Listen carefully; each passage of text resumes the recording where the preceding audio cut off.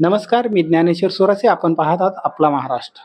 नांदगावच्या चौरंगी लढतीमध्ये आपल्यासोबत आजचे जे चौथा नाव येणार होतं समोर आणि बऱ्याच दिवसापासून गुलदस्त्यात होतं. अनेक दिवसापासून ते त्या मतदारसंघातून तयारी देखील करत होते. त्या ठिकाणी उभाटाचे गणेश धात्रक तर शिंदे गटाचे आता जे स्टँडिंग आमदार आहेत कांदे, त्यानंतर त्या ठिकाणी समीर भुजबळ यांनी बंड केलं.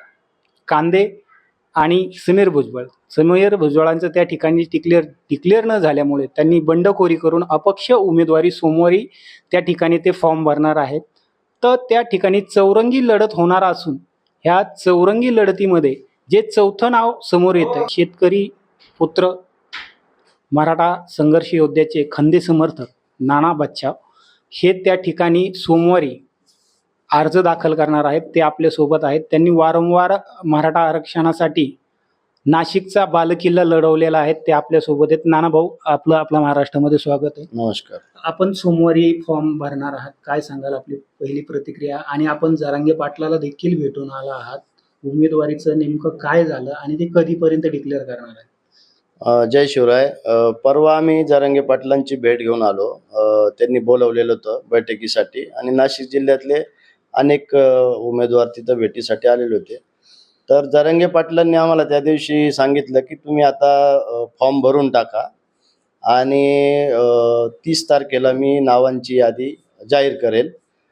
ज्यांचं नाव यादीत राहील त्यांनी उमेदवारी ठेवायची आणि बाकीच्या उमेदवारांनी अर्ज मागे घेऊन टाकायचे. अशा प्रकारची चर्चा झाली आणि तुम्हाला माहिती, मी सातत्याने मागचे 15 वर्ष शेतकरी चळवळीत अनेक आंदोलनं करतोय, मराठा चळवळीत सुद्धा काम करतोय आणि 1 वर्षापासून जरांगे पाटलांच्या 15 महिन्यापासून जवळजवळ जरांगे पाटलांच्या आदेशाने जे आंदोलन त्यांनी सांगितलं त्या प्रकारचे आंदोलन आपण सगळ्या जिल्ह्यात केलेले आहे आणि सातत्याने आपण तो मराठा आरक्षणाचा लढा जिल्ह्यात लावून धरण्याचं काम यशस्वीपणाने केलेलं आहे. नांदगाव हा तुमचा वैयक्तिक तालुका आहे. त्या ठिकाणी काय बांधणी आहे तुमची? काय पुढचं विजन आहे?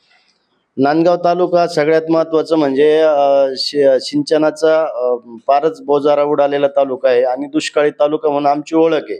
दुष्काळी तालुका असल्यामुळेच मी खरं नांदगाव तालुक्यातून नाशिकमध्ये राहायला आलोय.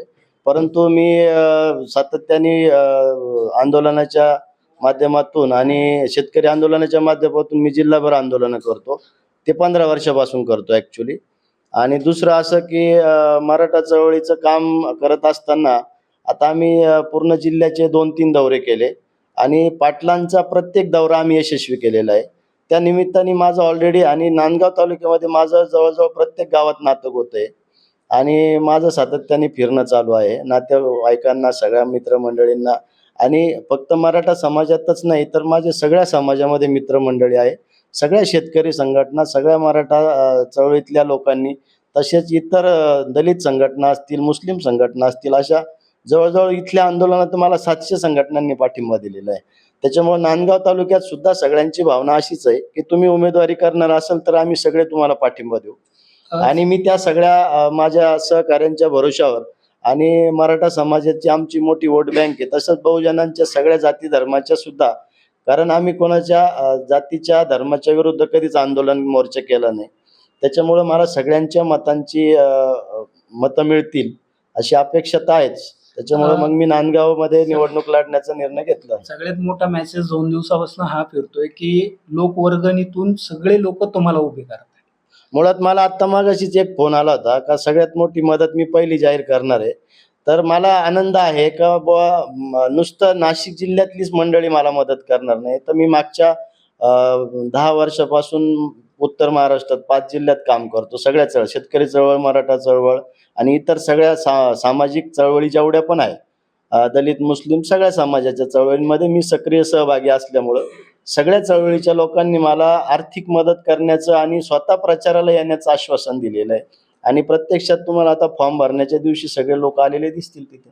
नाना, एक शेवटचा प्रश्न आहे की मतदाराला काय आवाहन करा? मतदारांना असं आव्हान आहे की आपला तालुका दुष्काळी आहे. आपल्या दुष्काळी तालुक्यामध्ये सिंचनाचे सगळ्यात जास्त प्रश्न आहे. शेतीला सिंचनासाठी पाणीच नाही आहे आणि दुर्दैवाने मागच्या वर्षी अजिबातच पाऊस झाला नव्हता. त्याच्यामुळे फार म्हणजे अनेक वेळा असं होतं आता ह्या वर्षी धरणं भरलेले आहे, परंतु शेतातून पाणी आताही वाहिलेलं नाही. पण नांदगाव असेल, मनमाड असेल, ह्या शहरांना तर 15-15, 3-3 आठवडे प्यायला सुद्धा पाणी येत नाही, अशी परिस्थिती आहे. परंतु तालुक्याचे विद्यमान आमदार असतील किंवा माजी आमदार असतील, ते इतके विकासाच्या गोष्टी करतात का, इतका विकास केला, तितका विकास केला. तालुक्यात शिक्षणाचे प्रश्न आहे, आरोग्याचे प्रश्न आहे, बेरोजगारीचे मोठे प्रश्न आहे. तर हे सगळे प्रश्न दुर्लक्षित ठेवून महत्वाचा शेतीचा जो महत्वाचा तो भाग आहे, म्हणजे तालुका पूर्ण शेतीवर अवलंबून असलेला आहे. तर त्याला कुठल्याही जोडधंद्याचं किंवा काही साधनं तिथं नाही आहे. आणि बेरोजगारांची शिक्षणाच्या सुशिक्षित पोरांचे शिक्षणासाठी त्यांना स्थलांतर करावं लागतं, नाशिक, पुणे या ठिकाणी.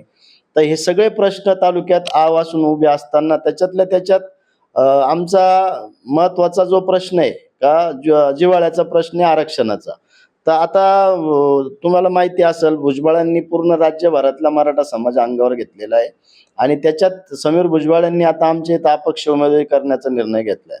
तर आम्हाला नाईलाजाने का होईना तिथं लढावंच लागणार आहे, कारण हा आमचा अस्मितेचा प्रश्न आहे. जो माणूस आम्हाला उघड चॅलेंज करतो का तुम्हाला आरक्षण मिळणार नाही, आरक्षण मिळू देणार नाही, म्हणजे 50% आतल्या आरक्षणाचा विषय आहे. तर ह्या माणसाला जर आम्हाला परत 2 वेळा त्यांच्या चिरंजीवाला आम्ही आमदार केलेले आहे, परत आता तिसऱ्यांदा त्यांच्या पुतण्याला जर आमदार करायचं असेल तर मग आम्ही उमेदवाऱ्या का करू नये, हा खरा प्रश्न आहे. आणि मराठ्यांनी यांना का मतदान करावं, तर मी तालुक्यातील सगळ्या मराठा समाजाला सुद्धा आवाहन करेल, कारण आता वेळ तशीच आहे का बाबा, आता तुम्हाला तुमचं स्वतःचा विचार करावा लागेल. आणि भुजबळांना किती वेळा आमदार करायचं आणि त्यांनीच आपल्याला चॅलेंज करायचं. तर अशा परिस्थितीमध्ये आता मला उमेदवारी करण्याशिवाय पर्याय नाही. आणि माझं सगळ्या समाजाच्या बांधवांना आव्हान राहील, आपलं गावगाड्यामध्ये सगळ्यांचं चांगलं आहे, आपलं कोणाची दुश्मनी नाही, वाद नाही, विवाद नाही. परंतु ठराविक एखादा नेता पूर्ण एका मोठ्या बहुसंख्य असलेल्या जमातीला अंगावर घेतो, तर त्या विरोधासाठी आम्हाला उमेदवारी करणं क्रमप्राप्त आहे. आणि जरांगे पाटील जो आदेश देतील तो आम्ही मान्य करणार. आणि जरांगे पाटलांनी जर सांगितलं थांबायचं तर आम्ही थांबायचा पण विचार करू, परंतु जरांगे पाटलांच्या व्यतिरिक्त बाकी आम्ही कोणाचंही काही ऐकणार नाही. आणि आम्हाला ते जी समाजाची भूमिका राहील ती नाना बादशहांची भूमिका राहील. की आपण पाहू शकतो की मनोज जरांगे पाटील सांगतील ते धोरण आणि बांधतील ते तोरण, अशी भूमिका सध्या मराठा समाजाची आहे. हे होते नांदगाव विधानसभेचे इच्छुक उमेदवार नानासाहेब बादशाह. असेच नवनवीन व्हिडिओ पाहण्यासाठी आपल्या फेसबुक पेजला लाईक करा, यूट्यूबवर पाहत असाल तर सबस्क्राईब करा आणि आपला महाराष्ट्र.com या वेबसाईटला व्हिजिट करायला विसरू नका.